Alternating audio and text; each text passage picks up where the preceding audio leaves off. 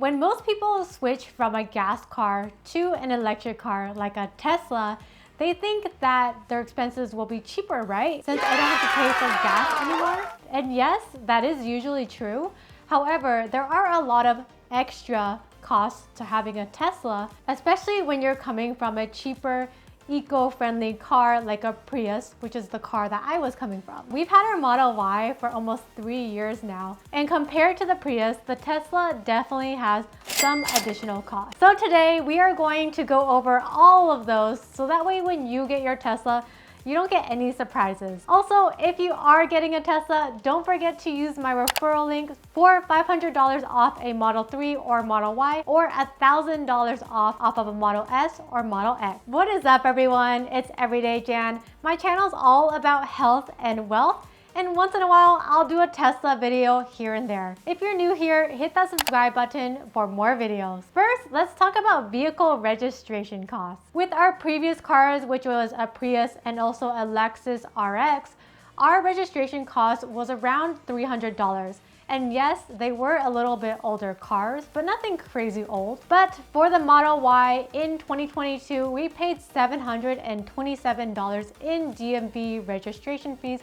for California. And that's more than double the cost of what we are used to paying in our Prius and our Lexus. And the Model X is even worse. It costs $1,100 for vehicle registration. I did expect to have a higher DMV registration fee since the car is more expensive, but not 2 to 4 times more expensive. If you want to check how much you can expect your DMV registration to be, there is a calculator on the DMV website that you can plug it in and figure that out beforehand. And for what it's worth, it is possible to deduct your vehicle license fee from your income tax. Now, I'm not a CPA, so double check with your tax person. Also, don't forget that there's electric vehicle fees, which ranges anywhere from $50 to $225 depending on what state you live in. Apparently, the reason that there's an electric vehicle registration fee is to make up for the fact that having an electric car, you don't have to pay gas tax. Oh, and don't forget about that HOV carpool sticker. That's an additional $22 one-time fee, which I think is totally worth it. That way you can drive in the carpool lanes with just one person in the car. And that's one of the reasons that I wanted an EV car in the first place. Now let's talk about another huge car expense that you have to pay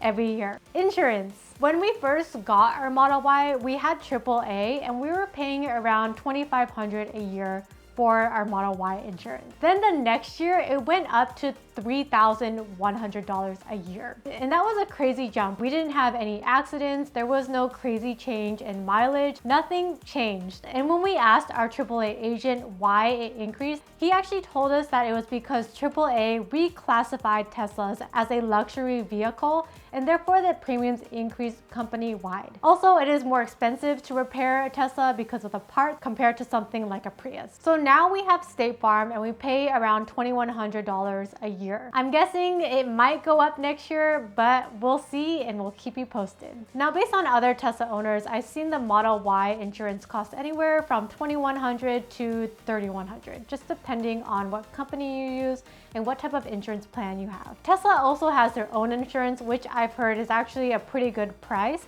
However, if you live in certain states, not California, they judge your premiums based on your driving score, which means they're monitoring your driving behavior, and having a lower score means you have a higher premium. And don't even get me started on the driving score. Let's just say it's really annoying. Now, with an electric car, there is no oil or timing belt, so you don't have to deal with oil changes or timing belt changes. Also, it's much less likely that you're going to have to change your brake pads that often, because Tesla uses something called regenerative braking, where they use the battery to slow down the car instead of the brakes. And so your brakes just don't wear down as fast as an ICE car. However, Teslas are heavier because the high voltage battery weighs a lot and there's increased torque. And so one thing that will wear down faster is your tires. For us, we had to replace our tires at 30,000 miles. And the tire replacement for the 4 tires costed a total of $1,400. Compare that to a gas car like the RX. those tires might last you anywhere from 40 to 50,000 miles. And when I checked the Costco prices for 4 tires, it costs around $1,200. So most likely in the Tesla, you're going to be replacing your tires more often, and it's probably going to be more expensive. Repairs is another thing that can be very costly for a Tesla. Now, luckily, knock on wood, we haven't had to do any major repairs on our Tesla, but I've heard that because Tesla has very limited parts, number one, it's expensive, and number two, there are longer wait times. For us, we've had a few issues with our Tesla. For example, our high voltage battery died, our autopilot stopped working, one of our blind spot cameras had a weird color to it, but all of those have been covered under warranty. So we haven't had to pay anything yet. Now our car is beyond 50,000 miles, so we are past that basic warranty. So time will tell. Now, when you first get your Tesla from the Tesla dealership, it is pretty bare bones. So there are some accessories that you're probably going to want to buy. Of course, these are optional, but it's probably a good idea to get these. First is floor mats. Teslas come with carpet floor mats, so if you're anything like me, you're probably gonna wanna get some actual floor mats in case you spill water or have a bunch of dirt on your feet. It costs anywhere around $150 to $200 for a full set.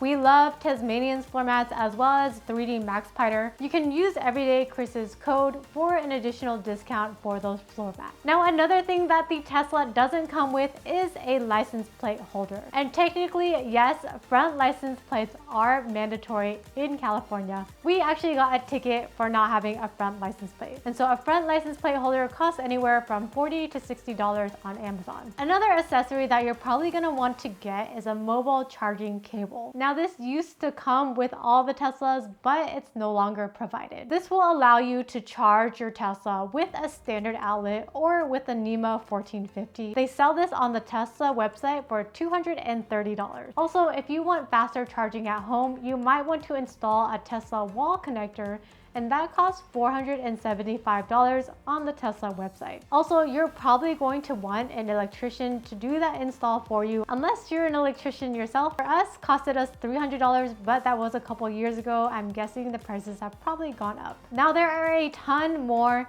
of Tesla accessories, but these are just the bare bone accessories that most likely you're going to want to get when you get your Tesla. Now that you have a nice Tesla, you might want to protect the paint from getting rock chips and also from any Tesla haters who might key your car. If you wrap your car in full with PPF, it costs anywhere from $5,000 to $6,000. And if you don't know, there is a difference between PPF and vinyl wrap, and Everydaychris did a whole video about that, so I'll link that up above. If you're in the Orange County area, we highly recommend Extreme Edge. We have had both of our Teslas wrapped in PPF by Extreme Edge, and we are very happy with it. Another thing that you might want to add is window tint. Of course, this is not specific to Teslas. However, if you have the Tesla Model Y, where they have a panoramic glass roof, then that can make the inside really hot on sunny days, and you might want to wrap that, which can be an additional cost on top of your normal window tint. When we got our Model Y tinted, including the glass roof, it did cost us around $900. Now, another cost that you might want to add is Tesla's premium connectivity. And that costs $9.99 a month or $99 for a whole year. And you do get a free trial for the first year. It's definitely not necessary, so you don't have to get it, but there are some nice perks and features that it has. For example, you can view live traffic, you can view your live cameras when your car is parked, and that's super helpful, especially if you have dogs or you're traveling super far away.